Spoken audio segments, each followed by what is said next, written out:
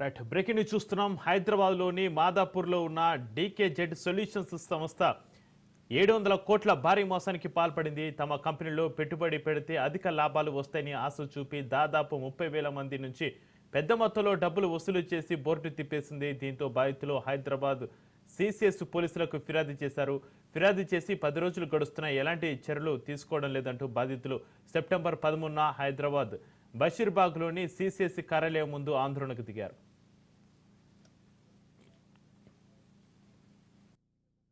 पिछले करीब 2 महीने से ये काफी लूक वार्म जिसको आप बोलेंगे मामूली सा इन्वेस्टिगेशन हो रहा। जो लोग इसमें अक्यूज है उनको वीआईपी ट्रीटमेंट मिल रहा, पुलिस स्टेशन में पुलिस कस्टडी में वीआईपी ट्रीटमेंट मिल रहा।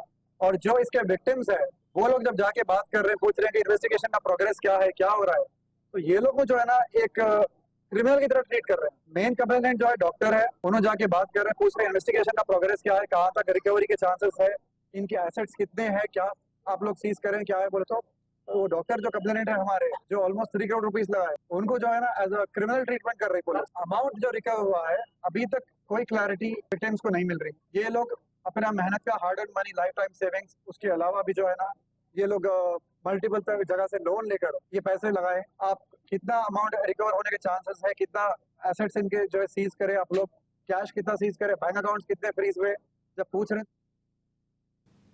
ఇక ఈ భారీ మోసానికి సంబంధించి మరింత సమాచారాన్ని మా ప్రతినిధి పవన్ ఫోన్లైన్లో అందిస్తారు. పవన్, హైదరాబాద్లోని మాదాపూర్లో ఉన్న డీకేజెడ్ సొల్యూషన్స్ సంస్థ 700 కోట్ల భారీ మోసానికి పాల్పడింది. దీనికి సంబంధించి మీ దగ్గర ఉన్న డీటెయిల్స్ ఏంటి పవన్?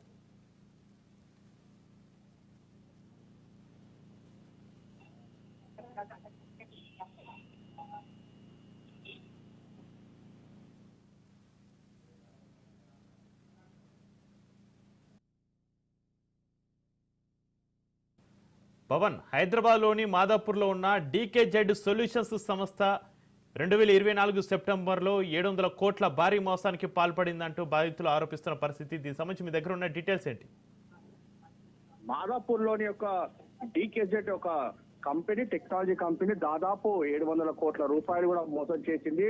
2024 సంవత్సరంలో 18,000 మంది వద్ద కూడా డబ్బులు వసూలు చేసింది. దాని తర్వాత పిచ్చానా కూడా ఎత్తివేసిందని చెప్పి కూడా బాధితులు ఈ రోజు మీడియాతో కూడా మాట్లాడారు. ఎందుకంటే ఈ యొక్క సిబ్బంది పైన అక్టోబర్ నెలలోనే సిసిఎస్ పోలీసులు కూడా ఫిర్యాదు చేశామని, వారు అరెస్ట్ చేసి రిమాండ్ కు తరలించామన్నారు. కానీ అయితే సిసిఎస్ దర్యాప్తు మాత్రం ఆలస్యం అవుతున్నారని చెప్పి కూడా ఇందులో నిందితులతో కుమ్ముక్కాయాలని చెప్పి కూడా పోలీసులతో పూర్తిగా దీనికి సంబంధించి వారు ఆరోపణ కూడా చేస్తున్నారు. అయితే తమకు న్యాయం చేయాలని చెప్పి కూడా ప్రభుత్వాలు కూడా వేడుకుంటున్నారు. ఎందుకంటే తాము కష్టపడి డబ్బులు చెల్లించాము, ఒక్కొక్కరు కూడా లక్షల్లో డబ్బులు చెల్లించాము. ఈ యొక్క డీకేజెడ్ టెక్నాలజీ సంస్థ సంబంధించి తాము ఉద్యోగ అవకాశాలు కల్పిస్తుందని చెప్పి కూడా పూర్తిగా ఆ యొక్క లక్షల్లో డబ్బులు చెల్లించినా కూడా వాళ్ళు ఎలాంటి తమకు లాభాలు కూడా ఇవ్వకుండానే 700 కోట్ల రూపాయలతో పూర్తిగా బిచానా కూడా వెత్తివేశారు. అయితే పోలీసులకు మాత్రం కేవలం వారిని అరెస్ట్ చేసి రిమాండ్ చేశాము అని మాత్రము ప్రధానంగా చూపిస్తున్నారు. కానీ వద్ద ఈ యొక్క డబ్బులకు సంబంధించి రికవరీ చేయాలి, వాళ్ళ ఆస్తులను జప్తులు చేయాలని చెప్పి కూడా బాధితులు కూడా కోరుతున్న పరిస్థితి కూడా చూస్తాము. ఇప్పటికైనా తాము అప్పులు చేసి వడ్డీలు కట్టలేకపోతున్నాము, ప్రభుత్వమే తమకు న్యాయం చేయాలని చెప్పి కూడా బాధితులు ప్రభుత్వాన్ని కూడా వేడుకుంటున్నారు. అయినా కూడా తమను ఎవరు కూడా పట్టించుకోవట్లేదని చెప్పి కూడా ప్రధానంగా ఈ రోజు బాధితులు కూడా మీడియా ముందుకు వచ్చి మాట్లాడిన కూడా పరిస్థితి కనిపిస్తుంది.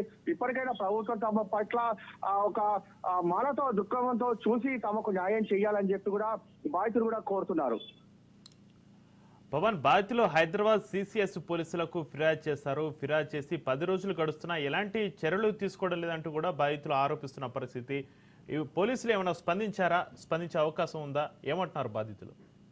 అయితే పోలీసులకు ఫిర్యాదు చేసినా పోలీసులు మాత్రము లీగల్ గా తాము ఒక దర్యాప్తు జరుపుతున్నాము, లీగల్ గా దీనికి సంబంధించి అన్ని విధాలుగా వారి యొక్క ఎవరెవరి వద్ద ఎంత డబ్బు తీసుకున్నారో వారికి సంబంధించి వారిని అరెస్ట్ చేశాము, రిమాండ్ కూడా తరలించామని చెప్పి కేవలం చెప్తున్నారు. కానీ వారి ఆస్తులకు సంబంధించి జప్తు చేయడంలో సిసిఎస్ పోలీసులు ఎందుకు ఆలస్యం అవుతుంది అనేది మాత్రం ప్రధానంగా వారు పోలీసులు కూడా ప్రశ్నించిన పరిస్థితి కూడా కనిపిస్తుంది.